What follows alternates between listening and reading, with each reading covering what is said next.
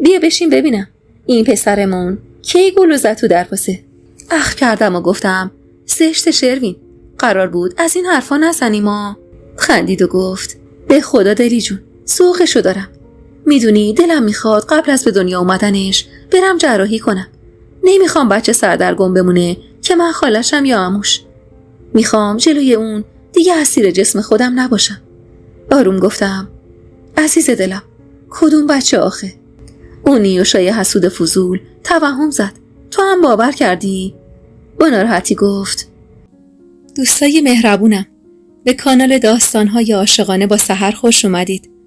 اگر تا اینجای داستان رو دوست داشتید ممنون میشم با لایک کردن و سابسکرایب کردن ما رو حمایت کنید و همینطور با زدن زنگوله کنار اون اولین نفری باشید که از داستان‌های منتشر شده کانال با خبر میشید.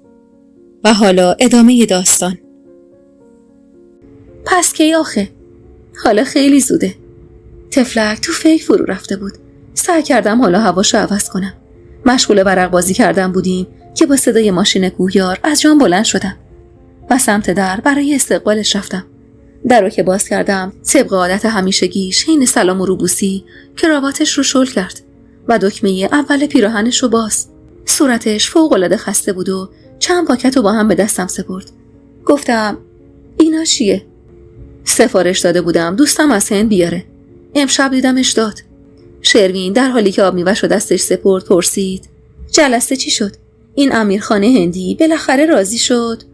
کوهیار پف عمیقی کشید و گفت وای شروین، مغزمو تبدیل به پودینگ کرد تا توافق کردیم. بسته ها رو که باز کردم با دیدن ساری قرمز و جواهرات هندی سوق زده شدم و گفتم چه خوشگله کوهیار.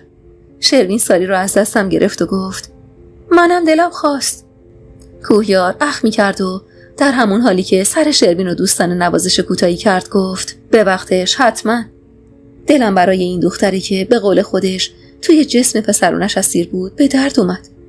چند شبی بود که دوباره سیگارش رو زیاد کرده بود. از پنجره اتاق به تصویر مردی که درداشو دود میکرد خیره شدم و توی لحظه ذهنم با جرقه‌ای روشن شد. ساری رو تنگ کردم و موهامو از وسط باز کردم و پریشون دورم ریختم. رژ قرمزم عجیب با رنگ ساریم همخونی داشت. مشغول بستن خلخال به پام بودم که در رو باز کرد. داخل شد و با یه نگاه تحسین برانگیزی براندازم کرد و با حالت چشماش معرکه بودن رو نشون داد. نمیتونستم قفل پابندو ببندم. روی تخت نشست و پامو بلند کرد و روی پاش گذاشت و با وسواس خاصی قفل بست و کنار پام رو لحظات طولانی با آرامش و عشق نوازش کرد. خندیدم و چرخی زدم و گفتم چطور شدم؟ پلک طولانی زد و گفت خیلی بهت میاد عزیزم. برقصیم؟ خندید و گفت این یه مدل دیگه بلد نیستم. گفتم بابا کاری نداره که، من میدوام تو هم بیا دور تا دور ستونا دنبالم. قهقهه‌ای زد و گفت آخه میترسم یهو جبار سینگ بیاد. رفتم سمتش و یقه‌شو گرفتم و سمت خودم کشوندمش. چشممو تنگ کردم و گفتم اون وقت تو میذاری منو با خودش ببره؟ سرشو کش کرد و با همون ژست مردونه‌ای خودش همراه گفتن نوچ ابروشو بالا انداخت. همونطور که بهش چسبیده بودم ساری شل شد و از شونم افتاد پایین. لمس دستای گرمش رو دوست داشتم. آروم هلش دادم. انگار منتظر همین هل کوچیک بود تا منو در آغوش بکشه و همراه خودش روی تخت بندازه. خیلی ماهرانه کلید برق کنار تخت رو فشردم و اتاق توی تاریکی محض فرو رفت. اما امان از برق چشماش. اسمش رو هجی کردم. کوهیار زمزمه کرد. جون دلم. گفتم تو مال منی؟ مال تو هم. همه جا و همه جوره، همه رقمه عزیزم. و باز اسیرش شدم. اسارتی که دردناک بود اما شیرین. حالا دیگه چنگ بین موهام انداخته بود و زیر گوشم زمزمه می کرد تو مالکی؟ آخه کوتاهی گفتم و ادامه دادم مال تو، فقط مال من، فهمیدی؟ فقط من. گفتم فقط تو. عضلاتم رو با دستای قدرتمند و مردونش می فشرد. به نفس افتاده بود. لباسشو که از تنش در آورد هم ترسیدم، هم شرم کردم، هم خوشحال شدم. ماهرانه جای منو تنظیم کرد. نفس عمیقی کشید تا تنفسش تنظیم بشه. چشماشو محکم بسته بود. کاملا حسش کرده بودم و آماده بودم که یهو با صدای نعره‌اش چشم باز کردم. سرشو بین دستاش گرفته بود و زجه میزد. وحشت کرده بودم. خواستم آرومش کنم که دستمو پس زد. بلند شد و لباسشو پوشید و بدون اینکه حتی نگام کنه اتاقو ترک کرد. تموم اون شبو توی بستری که هم بسترم ترکش کرده بود اشک ریختم. اما با توصیه دکتر آنا سعی کردم زود شکست رو نپذیرم. دست و صورتمو شستم و لباس خواب حریر سفیدم رو تنگ کردم. یادداشتی نوشتم و با سنجاق به بالشش نصب کردم و سعی کردم بخوابم. اینطور براش نوشته بودم: همسرم، عشقم، امشب شب آخریه که بدون نوازشت تنها میخوابم. یادت نره که من بیشتر از تو به خودت نیاز دارم. آفتاب تازه طلوع کرده بود که با صدای آروم در و بعد از اون عطر نابش متوجه بازگشت شدم. با اینکه پشتم بهش بود با صدای کاغذ فهمیدم که در حال خوندن یادداشتمه. چند ثانیه بعد نوازش سرانگشتش روی رونم و بازوم آرومم کرد و بوسش روی گردنم گرمم کرد. برگشتم و محکم بهش چسبیدم. سخت در آغوشم گرفت و نوازشم کرد و گفت: ببخشید آرومه جونم. چشم بسته گفتم: نمیبخشم، دیگه تنهام نذار، بدون تو خوابم نمیبره. تون تون صورتم رو بوسید و گفت: چشم عشقم، چشم آرومه جونم، دیگه تنهات نمیذارم.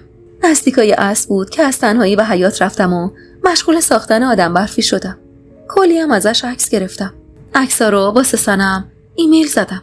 سری تماس گرفت و حسابی مشغول بگو بخند بودیم که یه لحظه پشت سرم یه سایه و صدای پا حس کردم. یکم ترسیدم و مکث کردم، ولی بعد با خودم فکر کردم خیالاتی شدم. تماسم که تموم شد کلاهم رو از روی سر آدم برفی برداشتم. خم شدم برف روی شلوارم رو بتکونم که روی سفیدی برف برق طلایی شیئی توجهمو جلب کرد. فندک طلای اشتهایی زیبا. حتی جرأت لمسش رو نداشتم. چند ثانیه فقط خیره نگاش میکردم. پاهام شل شد. اونقدری که روی زمین نشستم. صداش توی گوشم میپیچید: دلی، از این خیلی خوشم میاد. خاصه، تکه. سرمو میون دستام فشردم. صدای خودمم مایه عذابم بود. ایش، چیه این اژدهای زشت با اون چشمای وحشتناک سبز؟ خیلی هم گرونه، نمیارزه. آوات عاشق تجملات بود. این فندک اینجا، جرأت نمی کنم برش دارم و با خودم میگم نه، محاله. مگه فقط از این فندک یه دونه تو دنیا بوده؟ و با خودم فکر میکنم فندک آوات اون روز لعنتی همراهش بود. آره، دیدم سیگارشو با همون فندک روشن کرد. شاید کوهیار به عنوان یادگار بعد از فوتش فندکو برداشته. اما حالا چرا اینجا افتاده؟ یعنی کوهیار دشمن داره؟ آره، خودشه، کار شاروه. اون میخواد آواتو به ما یادآوری کنه. اونم مال همون شهر لعنتیه. حتما از همه چه خبر داره. حتما کار خودشه. نباید کوهیار بفهمه. نباید بذارم به هم بریزه. فندکو برداشتم. سمت زباله رفتم. اما نمیدونم چرا دستم لرزید و با خودم گفتم فندک آواته. دلم برای زخماش دوباره به درد اومد. اما بر احساسم غلبه کردم و فندکو توی سطل انداختم و به سمت خونه دویدم. جلسات دوستانه کوهیار با شرکاش و جلسات مشاورش توی مطب دکتر آنا باعث شده بود دیرتر به خونه بیاد. اونقدر که گاهی اوقات قبل از برگشتنش خوابم میبرد و اونم از شرم مشکلی که داشت انگار راضی بود زودتر بخوابم. اون شب تازه چشمام گرم شده بود که متوجه برگشتنش شدم. به اتاق که اومد صورتش خیلی خسته و کلافه بود. از جام بلند شدم و سمتش رفتم. در کمال ناباوری و برعکس همیشه اجازه نداد بغلش کنم و آروم گفت: دلی، عرق کردم، بذار یه دوش بگیرم بعد عزیزم. کم حرف شده بود. بعد از حمام کنارم دراز کشید و از پشت بغلم کرد و گفت: چرا نخوابیدی هنوز خانومم؟ تلخ خندیدم و گفتم: ناراحتی بیدارم. آروم به بازوم زد و گفت: چرا ناراحت باشم؟ هیچی، اصلا ولش کن. شب بخیر. کجا خانوم؟ نیومده؟ داری میری؟ جایی ندارم برم. داشتی میرفتی؟ سکوت کردم. چقدر تلخ و بیرحم شده بودم. حق کوهیارم این نبود. طاقت نیاوردم. برگشتم و سرمو روی شونش فشردم. نوازشم کرد و گفت قهری؟ بعد اون وقتی با هم قهر میکنی تو بغل خودم میری؟ بازوشو فشردم و گفتم آره مشکلیه. باز یه لبخند شیرین تحویلم داد و گفت پس لطفاً همیشه قهر بمون. عاشق این مدل حرف زدنش بودم و توی آغوشش به چنان آرامشی میرسیدم که سری خوابم میبرد. صبح که بیدار شدم خونه نبود. شروینم مدام غر میزد که عجله کنم و برای روز اول دانشگاه همراهیم میکرد. توقع داشتم روز اول کوهیار کنارم باشه، ولی انگار توقع بیجایی بود. تا از کارامون طول کشید و وقتی به خونه برگشتیم ماشین کوهیار تو خونه بود. شروین با تعجب گفت این که امروز کلی کار داشت، چرا زود اومده؟ ماشین رو که پارک کرد هنوز پیاده نشده بودم که با باز شدن در ورودی خونه و بیرون اومدن یه زن تمام حواسم در جا یخ زد. میشناختمش. این لباسای جلف و این آرایش غلیظ. ویدا بود. عصبی در رو محکم کوبید و شروین با چشمای از حدقه بیرون زده گفت ویدا تو اینجا چی کار میکنی؟ ویدا که تازه متوجه حضور ما شده بود چند ثانیه خیره به من نگاه کرد و در جواب شروین با یه لبخند چندشاور گفت کاری که همیشه میکردم. آقا دستور داد اومدم. سقف آسمون روی سرم خراب شد. ویدا رفت و منو با یه خروار رویای به گل نشسته تنها گذاشت. سوس شدم. دستمو به در ماشین گرفتم که نیفتم. شروین دوید و زیر بغلمو گرفت و گفت دلسا جونم خوبی؟ خدا بکشتم. این عتیقه اینجا چی کار میکرد؟ سرخندی زدم و گفتم دیدی که خودش گفت واسه چی اومده. شروین همون جور که زیر بغلمو گرفته بود گفت یعنی کوهیار دیوونه شده؟ میکشمش. الهی به زمین گرم بخوره. دستشو محکم گرفتم و گفتم به روش نمیاری یا؟ با تعجب گفت چی؟ چرا اون وقت؟ خیلی جدی گفتم همین که گفتم ما ویدا رو اصلا ندیدیم. فهمیدی؟ راضی شد و وقتی وارد شدیم متوجه شدم تو حمومه. نگاه پر نفرتی به تخت خوابمون انداختم و با خودم گفتم یعنی همینجا. و با این فکر بغض چنگ انداخت توی گلو. بیرون که اومد با دیدنم لبخند زد. به به خانم دکتر خودم. دانشگاه چطور بود؟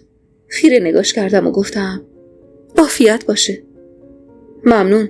نگفتی خوب بود؟ مگه مهمه؟ اخمی کرد و گفت چرا اینطوری نگام میکنی؟ هیچی، فقط خستم. یکم استراحت کن، شام بریم بیرون. البته بدون شروین. دوتایی، من و تو، من و خانومم. پوزخندی زدم و گفتم خیلی حالت خوبه. کپکت خروس میخونه.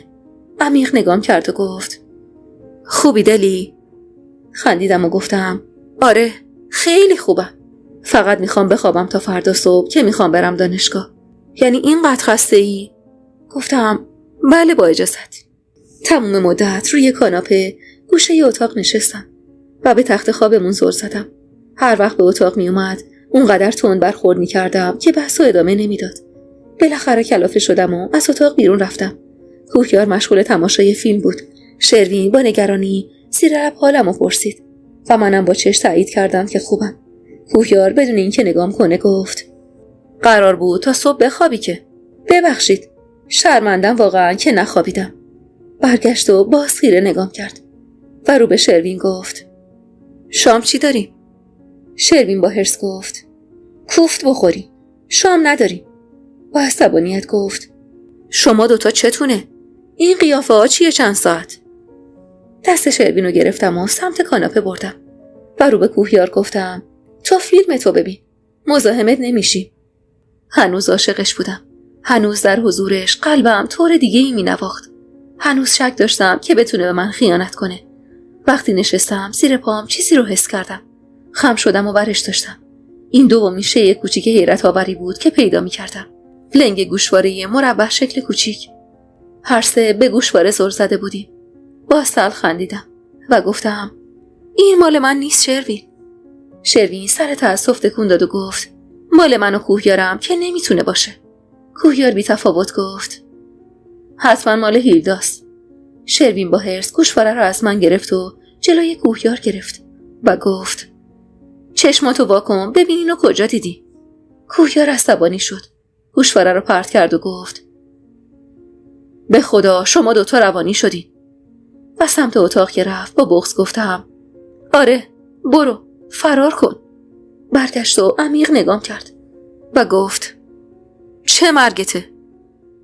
لحن حرف زدنش دلمو 1000 بار شکست. آخه اصلا هیچ وقت با من اینجوری صحبت نمی کرد. مشتمو فشردم و سعی کردم خودم رو کنترل کنم و گفتم هیچ مرگیم نیست کوهیار خزانبک. شب بخیر. سری تکون داد و بی هیچ حرفی به اتاق رفت. بغضم تو آغوش شروین ترکید. به سینش میکوبید و میگفت الهی خدا جز جیگرت بزنه. الهی حیرون شی. حیف این زن دسته گلت نبود. میونه حقیقام گفتم شروین اون نمیتونه به چشم زنش منو ببینه. من فقط براش یه دوستم. یکی مثل تو. بلش کن این نکبتو. به خدا دلسا اگه متوجه شم این کارو با تو کرده برات میدارم میریم یه جا که دستش بهت نرسه.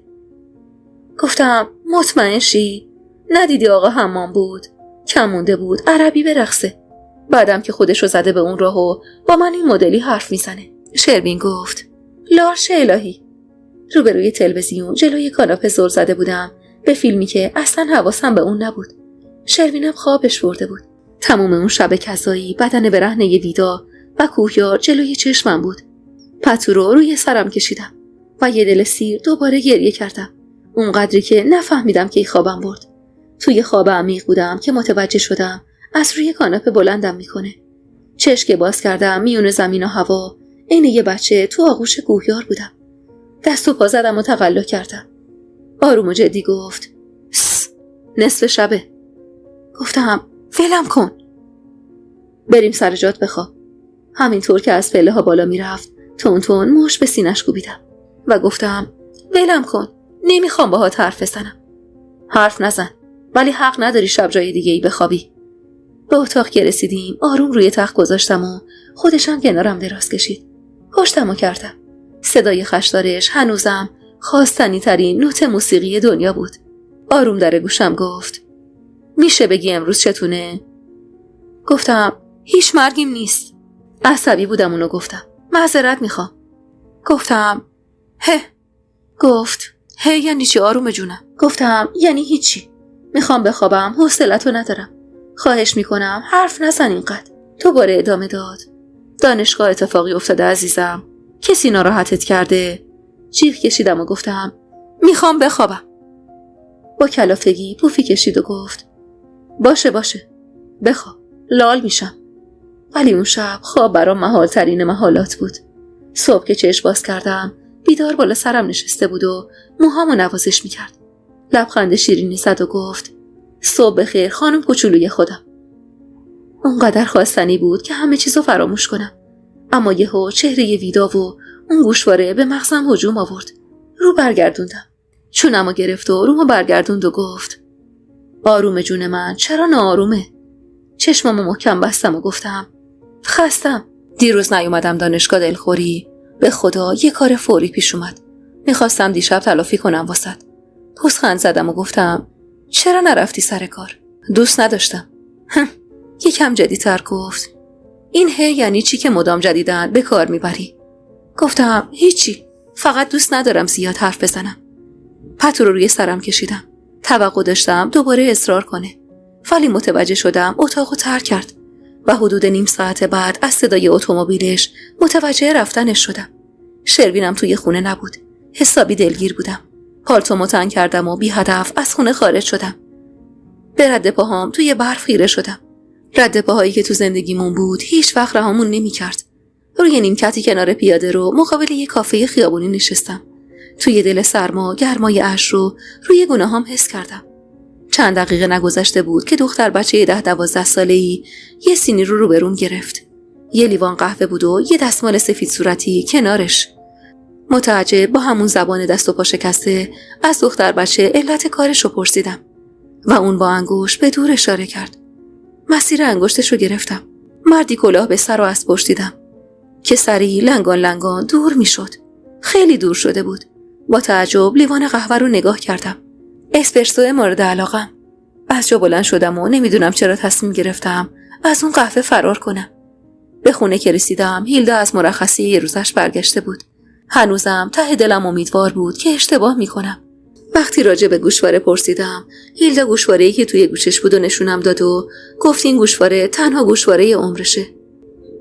در مونده پشت پنجره ایستادم و مثل آسمون باریدم. گناه اشتباه من چی بود؟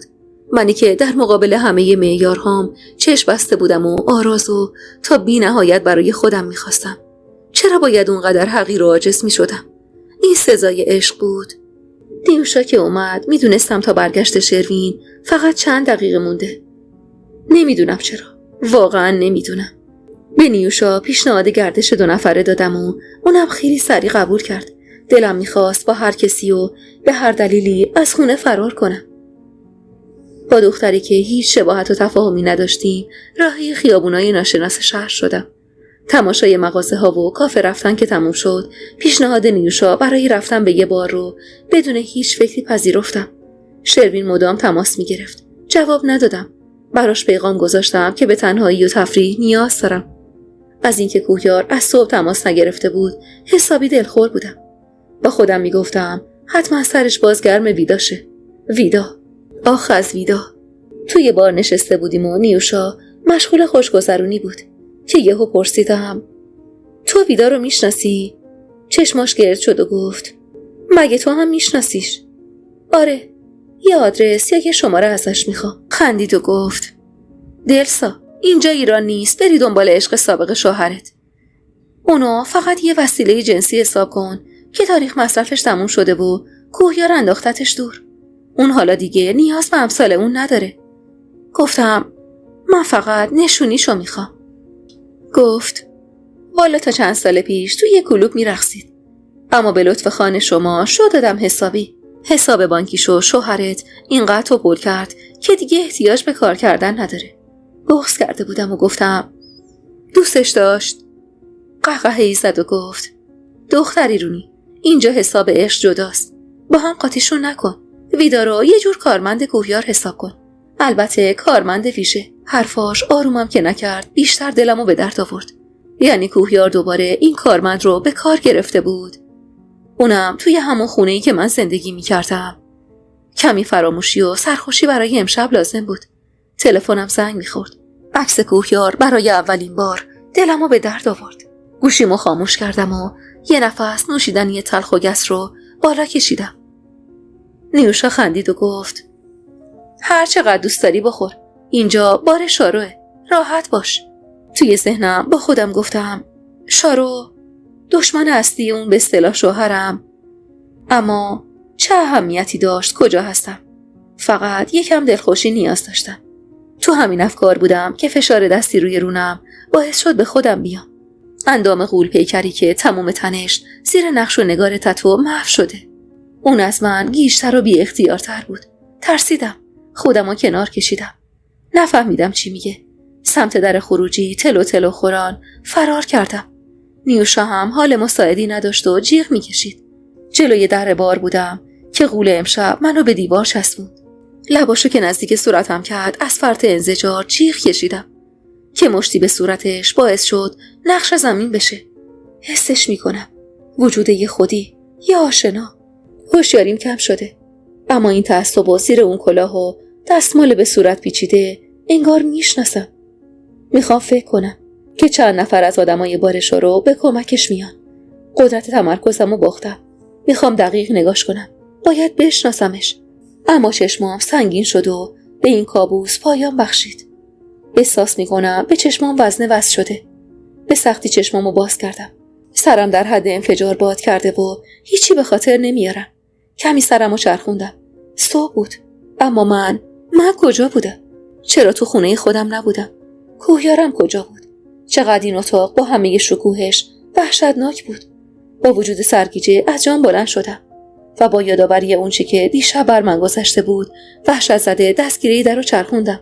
در قفل بود. به در کوبیدم و جیغ کشیدم. چند دقیقه بیشتر نگذشت که با دیدن اون مرد بهت زده عقب رفتم.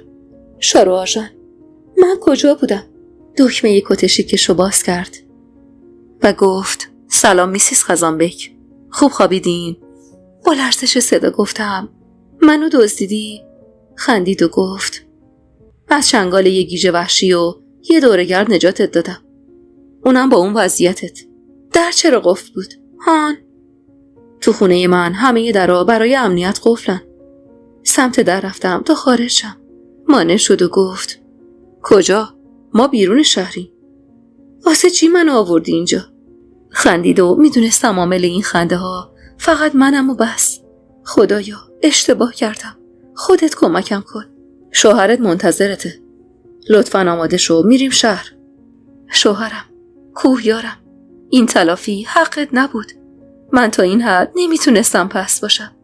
چطور ثابت کنم نمیخواستم تا این حد پیشروی کنم. تمام طول راه با حضور شارو و 2 مرد دیگه توی اون ماشین فقط خدا رو صدا میزدم و با خودم میگفتم مامان کاش بودی و مثل روزهای قبل امتحان از تو درخواست دعا میکردم و دعات ردخور نداشت. و مدام به خودم میگفتم کوهیارم با چه رویی به چشمات نگاه کنم. کاش برم، کاش تمومش کنم و دیگه با اون رو در رو نشم. اما نه، این رفتار احمقانه تر از کارای شب قبلمه. جلوی در یه هتل ماشین توقف کرد. پیاده شدم. شارو اشاره کرد و من اول وارد شدم. پاهم میلرزید. وای از وقتی که داخل شدیم. دلسا، همسر کوهیار خزانبک، پشت به پشت شارو آژان، اصلی ترین دشمنش، روی کاناپه‌ای توی سالن انتظار هتل نشسته. چهرهش تا بی نهایت آشفته و خسته بود. از جاش حتی بلندم نشد. با کفشش روی زمین ضرب گرفته بود. سرش رو که بالا آورد از سنگینی نگاهش تنها آرزوم این بود که زمین منو در جا ببلعه. شارو دست زد و گفت کارت فوق‌العاده بود مرد. کانتینرت رو بچه‌ها کنترل کردن. همه چی درست و دقیقه. اینم زنت. خدای من، باورش محال بود. شارو توسط من به اهداف شومش رسیده بود. از جاش بلند شد. کتش رو تکوند. هنوزم پرقدرت و پرصلابت بود. هنوزم شارو در مقابلش حقیر و کم بود. دستشو دور بازوم حلقه کرد. یه نگاه تأسف‌بار خرج شارو کرد و با یه کلمه جدی و سرد روحمو سوزوند. بریم. توی دلم گفتم بریم؟ کجا بریم؟ با چه رویی اصلا بیام؟ ناچار همراهش شدم. کنار ماشینش رهام کرد. حرف نمیزد. با چشماش اشاره کرد سوار شم و خودش هم سوار شد. با دلهره دستگیره رو چرخوندم و سوار شدم. بازم نگام نمی کرد و پاش رو چنان روی پدال گاز گذاشت که در ثانیه‌ای خیابون رو ترک کردیم. اما ترافیک یه خیابون مجبور به توقفش کرد. اصلا نگام نمی کرد. دست چپش رو تکیه‌گاه شقیقش کرده. میدونم سردرد شدید داره. آروم گفتم کوهیار. جرأت پیدا کرده بودم که صداش کنم اما جواب نمیداد. دوباره گفتم کوهیار. من دستشو به علامت هیس جلوی بینیش گرفت. اما دست بردار نبودم و گفتم من باید بگم چی شد. جواب نداد. عصبی شدم و با صدای بلند گفتم اصلا خوب کردم. کارای خودتو نمیدونی که. اما هنوز جملم تموم نشده بود که با ضربه ناگهانی و محکمش توی دهنم وحشت زده دستمو جلوی دهنم گرفتم و با خودم گفتم کوهیار منو زده. نه، محاله. از شدت ضربه‌ای که به دهنم زده بود سرم به شیشه خورد. ناخودآگاه اشکام شروع به لغزیدن روی گونه‌هام کرد. اما رو بر نگردوندم. مبهوت به خیابون چشم دوخته بودم. به خونه که رسیدیم چنان ترمز کرد که از صدای ترمز شروین از خونه بیرون پرید. پیاده شد و در ماشین رو محکم کوبید. با ترس پیاده شدم. شروین که صورتش از شدت گریه برم کرده بود سمتم دوید و بغلم کرد. حق میزد و میگفت تو که ما رو کشتی عزیز دلم. الهی پیش مرگت شم. خوبی؟ همه ی حواسم به کوهیاری بود که به خونه رفت و پشت سرش رو هم نگاه نکرد. میونه گریه گفتم شروین. کوهیار رو من دست بلند کرد. چشماش گرد شد و هینه بلندی کشید و گفت نه. گفتم آره. گفت دختر تو چی کار کردی؟ آخه این چه بیعقلی بود؟ گفتم من نمیخواستم اینطوری شه شروین. من نمیدونستم سر از خونه شارو در میارم. گفت عجله کردیم جون دلم. زود قضاوت کردیم. کوهیار بیچاره حتی خبر نداشت ویدا اینجا بوده. گفتم مگه میشه؟ گفت آره جون دلم. وقتی اومد شرکت فهمیدم. ظاهراً چند ماه پیش کلیدای کوهیار رو برداشته بوده. قبل از اومدن تو رو میگم. این مدت هم مدام زنگ میزده و کوهیار توجه نمیکرده. اونم پا شده اومده خونه و وقتی کوهیار همون بوده کلی مدارک دزدیده برده. حتی یکی از عکسای 2 نفرتون هم دستش بود. کلی تهدید کرد واسه مدارک و پول طلب کرد. با شنیدن حرفای شروین اشکامم دچار شوق شدن و یهو بند اومدن و به سختی لب باز کردم و گفتم تو مطمئنی؟ آره دلسا جونم. کوهیار وقتی فهمید چی راجبش فکر کردیم دیوونه شد. تمام دیروزو دنبالت میگشت. از دیشبم شارو 1 دقیقه دست از عذاب دادن روح و روانش بر نداشته. طفلی عین مرغ پرکنده شده بود. تمام داروهایی که قرار بود واسه بچه‌های سومالی و نیجریه بفرستیم رو مجبور شد 2 دستی تقدیم لابراتوار اون حرومزاده کنه. سرمو میون دستم فشردم و گفتم وای خدای من. شروین دستمو گرفت و کمک کرد داخل بریم. تمام وسایل خونه شکسته بود. فهمیدم کار کوهیاره. مشغول ماساژ کتفام شد و گفت چی شد دختر؟ دیشب چی به تو گذشت؟ گفتم نمیدونم. حالم خوب نبود. تمام این مدتو خواب بودم. گفت شارو که گفت گیجی کوهیار مرد. از نگرانی نگاهم رو به طبقه بالا و در بسته اتاقمون دوختم. دلخور بودم ولی در عین حال عصاب وجدان داشتم. شروین دستمو گرفت و گفت لباساتو گذاشتم تو اتاقم. برو یه دوش بگیر استراحت کن تا اونم آروم شه. الان اصلا نباید باهاش حرف زد. خودشم اینو خوب میدونه. واسه همین رفته طولونش. حق با شروین بود. کوهیار در حال کنترل خشم و مبارزه با خودش بود. داخل حمام بودم که متوجه صدای داد و فریاد شدم. شیر آبو بستم و گوشمو تیز کردم. شروین با ترس و دلهره میگفت کوهیار چی تو سرته؟ قربونت بشم. به خدا داری بد فکر میکنی. صدای فریاد کوهیار که میگفت من شارو رو میکشم. باید بکشمش. باعث شد بلرزم. که شروین گفت آخه چرا عزیزم؟ نمیفهمی SMS زده عصبیت کنه؟ اون اصلا جرأتشو نداره. لطفاً بازیچش نشو. فریاد میکشید و من از فریاداش از شرم به خودم میپیچیدم و میگفت زن من شروین، میفهمی زن من دیشب مست و پاتیل تو خونه اون کثافت بوده. از کجا معلوم که راست نمیگه؟ اون که گیج بوده و یادش نیست اگه دست اون بهش خورده باشه. نه خدایا چی میشنیدم؟ تن من باید بکر میموند. من برای کوهیارم بودم. نباید آلوده میشدم. ترسیدم و وهم برم داشت. سری لباس پوشیدم و با همون موهای خیس از اتاق بیرون دویدم. شروین جلوی در ورودی نشسته بود و با التماس مانع خروج کوهیار میشد. صداش کردم. کوهیار. جواب نداد. فقط زیر چشمی نگام کرد. گفتم من فقط میخواستم یکم آروم شم.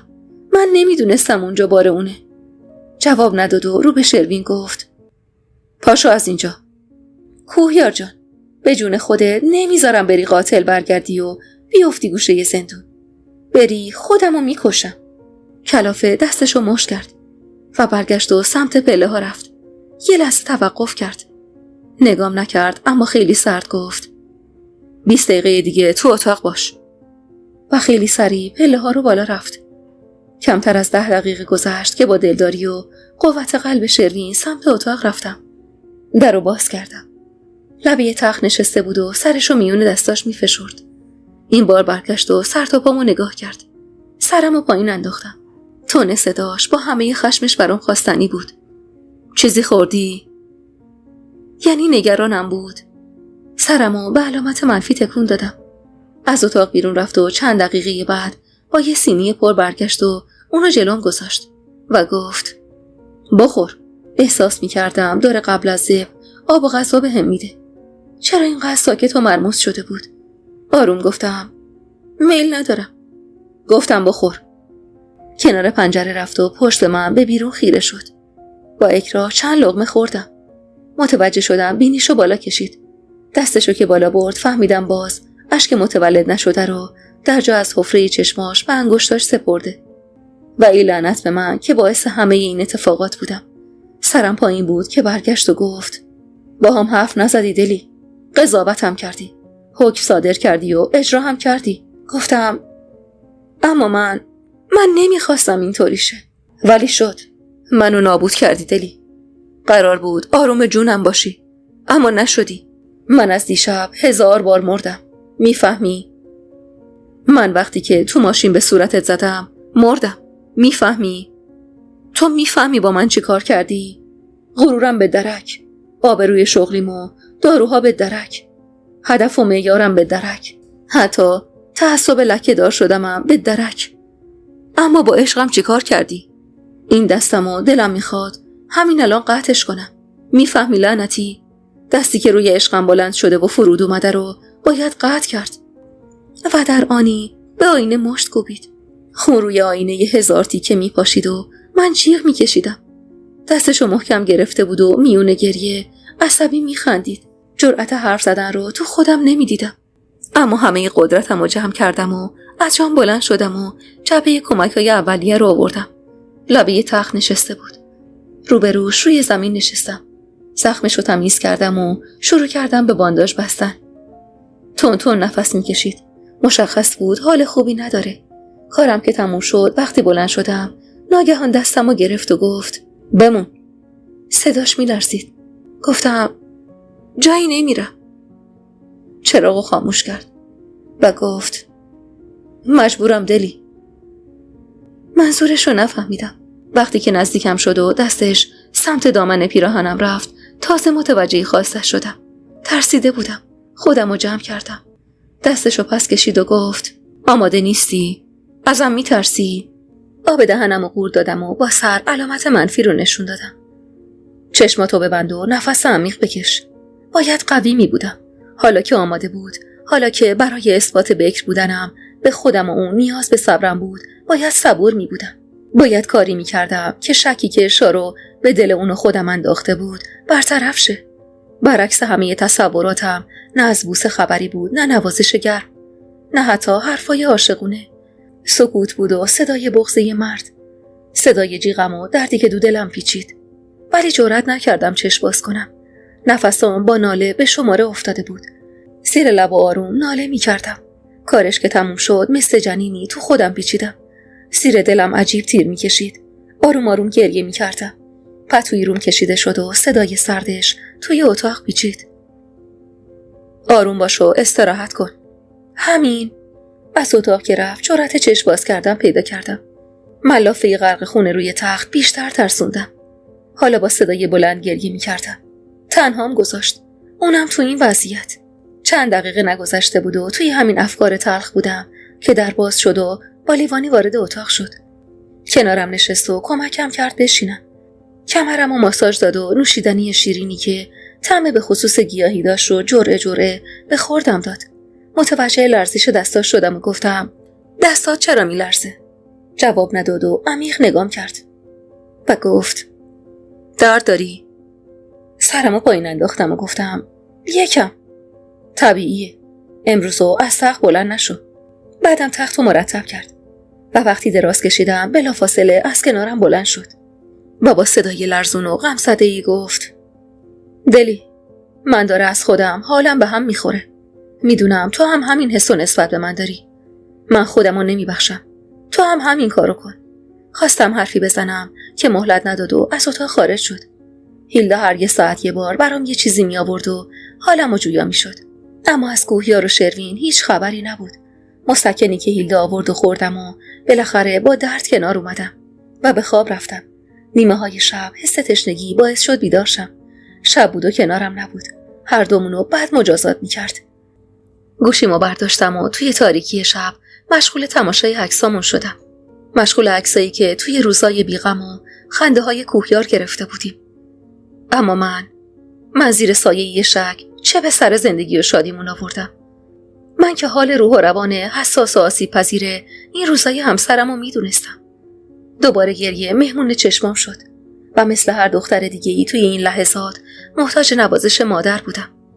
دستم رفت و شماره خونه رو گرفتم.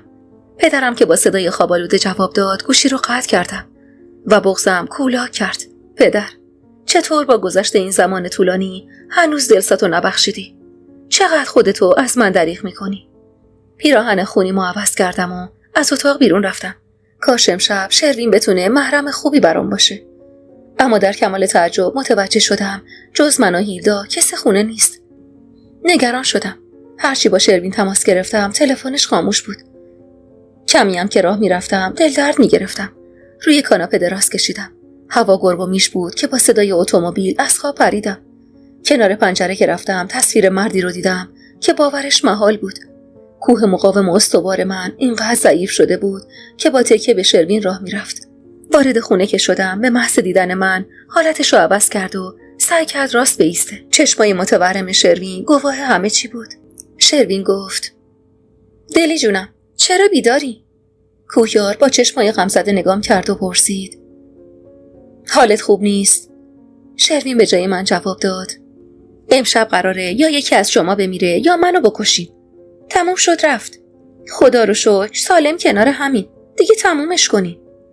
شروین از اون چه بین ما گذشته بود بی خبر بود. کوهیار صداش بغض داشت و گفت: یه چیزایی هیچ وقت تموم نمیشه. هیچ وقت. چونم از شدت بغض لرزید. شروین کلافه و خسته گفت: آره اونقدر تمومش نکن بمیری خودتو منو راحت کنی. 2 شب فقط راه رفتی و قرص خوردی. مغزت ترکیده. والا این مغز حق داره. دیدی که دکترت چی گفت؟ گفت مشاعرتو از دست دادی. نگرانش بودم. خواستم حالشو بپرسم. اما جلوی خودمو گرفتم و در حالی که به شروین میگفت: حواست به دلی باشه. سمت کتابخونه رفت. حس کردم تلو تلو خوران راه میره. شروین جیغ کشید: بیا برو تو اتاق خوابت. دستشو به علامت منفی توی هوا تکون داد. شروین خودشو روی کاناپه انداخت و گفت: به خدا داشت میمرد. کنارش نشستم و گفتم: چرا؟ با این وضع فشار بالا مدام قرص آرام بخش خورده، تازه پا شده بره شارو رو بکشه. نرفته بودم قیامت به پا بود. وضعیتش وخیم بود. تو چته؟ چرا رنگت اینقدر پریده؟ شرم کردم جوابشو بدم. گفتم: یکم فشارم افتاده واسه اتفاقای این 2 روز. بمیرم واسه دلی جون. حق داری. کوهیارم خیلی ناراحت و نگرانته. دیدم با دستش چه کرده. هر دو به زمان نیاز داریم. زمان پزشک حاذقیه. درمون خیلی درداست. امان از این زمان که اون روزها هرچه میگذشت دردمو بیشتر میکرد. کوهیار از منو از خونه و از خودشم فراری بود. حال روز خوبی نداشت. گاهی دقایقی طولانی به من با بغض خیره میشد و بی هیچ حرفی خونه رو ترک میکرد. دلخور بودم و به خودم اجازه هم کلام شدن باهاش رو نمیدادم. تلاشای شروینم بیفایده بود. بلجبار فقط روزی چند لقمه غذا میخوردم. وقتی حالم کمی بهتر شد دانشگاه رو شروع کردم. کمی خودمو درگیر زندگی کرده بودم. اون روز وقتی به خونه برگشتم با دیدن ماشینش فهمیدم خونه است. کلیدو توی در چرخوندم و بی صدا وارد شدم. در کتابخونه بسته بود و مثل همیشه صدای موزیک غمگین فرانسویش توی خونه پیچیده بود. از پله ها که بالا رفتم با دیدن رد خون که خیلی زیاد بود وحشت کردم. برگشتم و به آشپزخونه رفتم. هیلدا با دیدنم دست از کار کشید. چهرش کلافه و درمونده بود. وقتی با ناراحتی برام تعریف کرد که کوهیار سرش رو به دیوار کوبیده شروع به گریه کرد. کوهیار به سیم آخر زده بود. سمت اتاقش رفتم و بدون اینکه در بزنم در رو باز کردم. صورتش غرق خون بود و چشماشو بسته بود. ترسیدم. بعد از چند روز اسمشو به زبون آوردم و گفتم: کوهیار. آروم چشماشو باز کرد و نشست و نگاه ازم گرفت. زخم پیشونیش عمیق بود. با صدای بیرمقی گفت: چرا اومدی اینجا؟ چی کار کردی با خودت؟ دستاشو جلوی صورتش گرفت و گفت: در مقابل کاری که با تو کردم هیچه. گفتم: ازت ناراحتم ولی راضی به این کاراتم نیستم. تلخ خندید و گفت: واسه جلب رضایت تو نیست. یه حساب کتاب شخصیه. گفتم: به خدا به روانپزشک احتیاج داری. کلافه دستی روی سرش کشید و گفت: باید برم ایران. ترسیدم. با خودم گفتم یعنی میخواد ترکم کنه و پرسیدم: چرا؟ کار دارم. فردا میرم. کی برمیگردی؟ نمیدونم. منم میخوام بیام ایران و با خانواده‌ام روبرو شم. فعلا وقتش نیست. بمون به درس لطمه نزن. به وقتش میری. گفتم: وقتشو کی تعیین میکنه؟ بهشون احتیاج دارم. نمیشه. اصرار نکن. نگران بودم. از جاش که بلند شد تاب نیاوردم و گفتم: زخمت باید پانسمان شه. نه، بعضی زخما باید باز بمونه. بدون شروین جایی نرو و این مدت مواظب خودت باش. حق داشت. بعضی زخما همیشه تازه میمونن. همیشه منتظر یه اشاره‌ن تا سر باز کنن. اصلا انگار خودمون بعضی زخمامونو دوست داریم. معتادش شدیم. و گاهی که رو به بهبود میره با سرانگوش اونقدر میخراشیمش تا دوباره زنده شه. یه درد عجیب و وحشتناک که انگار آرومت میکنه. زخم باز میکنی که به زخمای دیگت مرهم ببخشی و درمون آه فرو خورده سینت رو پیدا کنی. در مقابل چشمای ناباور من چمدون میبست. کاش میتونستم بگم نره و کاش میتونستم نگهش دارم. اما این روزا فقط نگاش میکنم. بلکه این نگاه ها ناجیمون بشه. اما بیفایده است. کسی که عزم کردن رو تو کوله بارش جمع کرده نمیتونیم نگه داریم. خواب موندم. ساعتو کوک کرده بودم که موقع رفتنش حتما بیدار باشم. پس چرا زنگ نخورده بود؟ تنها شدم. بدون خداحافظی گذاشت و رفت. تا کی خیال برگشتن نداشت؟ نمیدونم. دلخوری و دلتنگی وقتی نسبت به یه نفر توی قلبت همزمان خونه میکنه توان نابودی تو به راحتی داره. و من توی کفه ترازوی قلبم دلتنگی بیشتر سنگینی میکرد. اون روزا حس میکردم همه برام تنهایی رو مصلحت دیدن. تلفن خونه پدرم رو کسی جواب نمیداد. سنم بی‌حوصله بود و هر وقت تماس میگرفتم به یه بهونه‌ای قطع میکرد و از اون شنیده بودم خانواده‌ام برای تعطیلات چند روزه به دبی رفتن. دلم هواشونو داشت. هوای سفرهای 4 نفره، شیطنتای من و دورنا، نگرانیای مامان و مراقبتای بابا توی سفر. شروین کاراش در نبود کوهیار چند برابر شده بود و با این حال سعی میکرد نهایت وقتشو واسه من صرف کنه. کوهیار در روز چند باری رو با شروین تماس میگرفت و حالمو میپرسید. اما حتی یه بارم با من تماس نگرفت. اون روز از حوصله کلاس آخرمو نداشتم. به خواسته یه روز اول کوهیارم با کسی توی دانشگاه صمیمی نشده بودم. کیفمو برداشتم و تصمیم گرفتم با شروین تماس نگیرم و اجازه بدم به کاراش برسه. با دیدن ایستگاه اتوبوس یاد اتوبوسای خیابون ولیعصر افتادم. یاد دوران شیرین دبیرستانم. بی اختیار سوار اتوبوس شدم. همیشه عاشق صندلیای انتهای اتوبوس بودم. وقتی که نشستم متوجه شدم مردی پشت سرم سوار اتوبوس شد که صورتشو با شال گردن مشکی کامل پوشونده بود. لنگان لنگان توی صندلی جلوی اتوبوس که دقیقاً روبروی من بود نشست. حس وحشتناکی تو قلبم رسوخ کرد. چشماش با وجود کلاه و شال گردنش مشخص بود. حالت عجیب و وحشتناکی داشت. اما رنگش، من این رنگو میشناختم. اما چطور من میتونم این مردو با اون لباسای ژولیده و پای لنگون توی این شهر غریب بشناسم؟ چرا مدام اونو حس میکنم؟ بدون هیچ پلک زدنی ناخواسته بهش خیره شدم. از جام بلند شدم. قدرت تسلط به حرکاتم رو نداشتم.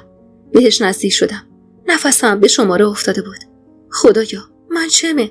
نزدیکتر شده بودم که اتوبوس توقف کرد و مرد لنگان در ثانیه‌ای از اتوبوس پیاده شد. خشکم زده بود. تصمیم گرفتم پیاده بشم. اما اونقدر تعلل کردم که در بسته شد و اتوبوس به حرکت در اومد. هنوز به اون خیره بودم. برگشت و دستشو بالا آورد و چند بار آروم برام دست تکون داد. این دست تکون دادن پر از حرف بود.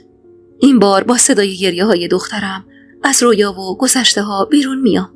آخ کوهیار، نمیدونی که جای انگشتای مردونش روی صورت نحیف و سپید عروسک مظلومم دلم رو چطور به درد آورده. اما این بار مهر این سکوت خفت‌بار رو شکستم. چرا تا این حد سنگ شده بود؟ دونه های اشکای مرواریدیش رو پاک میکنم. اما با لبای جمع شده و بغضش چیکار کنم؟ از ددی متنفرم. خواستم بگم منم عزیزم، ولی بازم حرفمو بلعیدم. دستمو مشت کردم و سمت کارگاه رفتم. نشسته بود و عصبی سیگار دود میکرد. با دیدنم مثل همون روزای اول دست باچه شد و بلند شد. عزیزم، باور کن عصبی بودم. نمیدونم چی شد. هیچی نگفتم. نزدیکتر رفتم و یه سیلی دقیقاً همون سمتی که صورت جان دلم رو به درد آورده بود تقدیم صورتش کردم و گفتم دفعه آخرت دق و دلیت از من و این زندگی لعنتی رو سر اون طفل معصوم خالی میکنی. بس هرچی رعایت حال مریض تو کردم. این دفعه واسه همیشه ولت میکنم. اما باز حرف رفتن شد و جنون وحشیانه این مرد اوت کرد. بسیلیم رو طوری تلافی کرد که نقش زمین شدم. کنارم نشست و مثل یک سلاخ کنار قربانیش دندوناشو رو هم سایید و تهدید آخر رو کرد و گفت ولم کنی، میخوای کدوم قبرستونی بری بیکه سکار؟ همه نفرتم رو توی آب دهنم جمع کردم و خرج صورتی کردم که روزی برام زیباترین نقشه یه صورت مردونه بود. و امروز با درد این سیلی یاد دست کوهیارم افتادم که اون روزا به جرم بلند شدن روی من اونو توی آینه کوبید. نمیدونم زندگی کی و کجا تا این حد بقی حدون شده بود. رهاش کردم و دست دخترم رو گرفتم و رفتم به اتاق.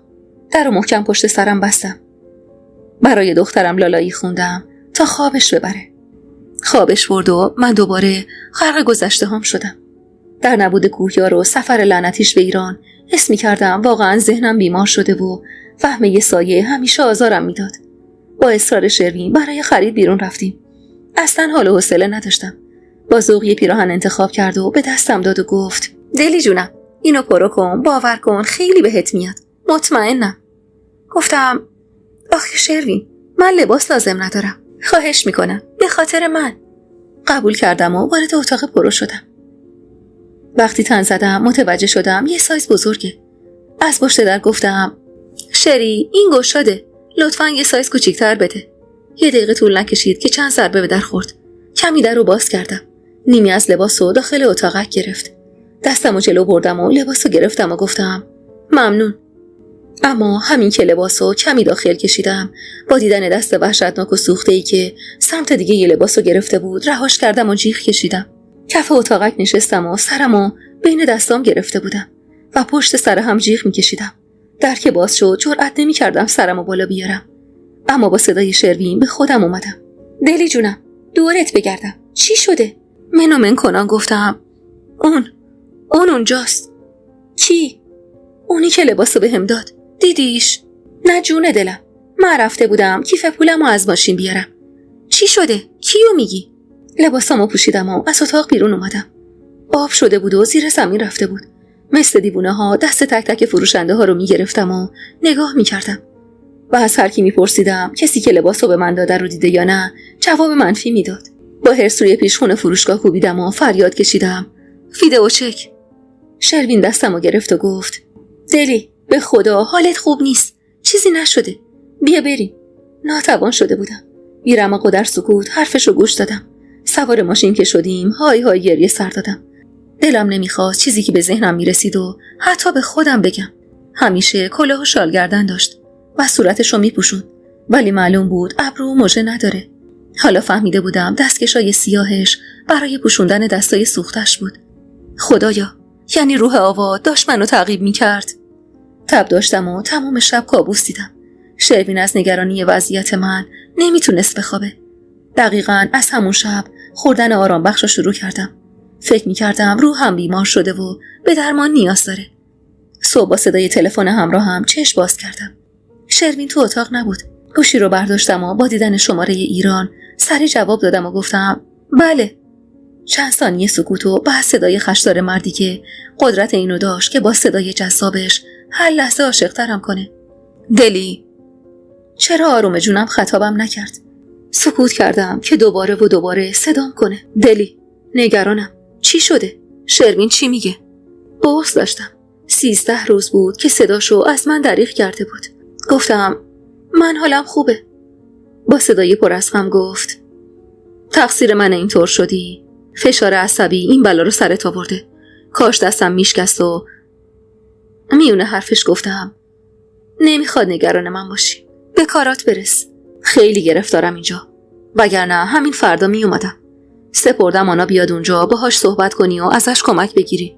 خواهش میکنم نذار از پا بیفتی. خواستم بگم از روزی که بینمون دیوار کشیدی و رفتی از پا در اومدم. اما به سکوت بسنده کردم. دلی. صداش میلرزید. آروم گفتم بله. روم نمیشه حتی بگم ببخشید. اون شب من خودم نبودم. فقط اینو ازم باور کن. اون قرصا منو تو خلسه برده بود و یه خواب مصنوعی. هیچ کدوم از افکار و واکنشام طبیعی نبود. کاش باور کنی. کاش. و صدای بوق ممتد حکایت از ناتوانی ادامه صحبت کوهیارمو داشت. اما همین چند کلامشم مرهمی بود برای دلی رنجور این روزا. چند روزی بود که از اون سایه سیاه خبری نبود.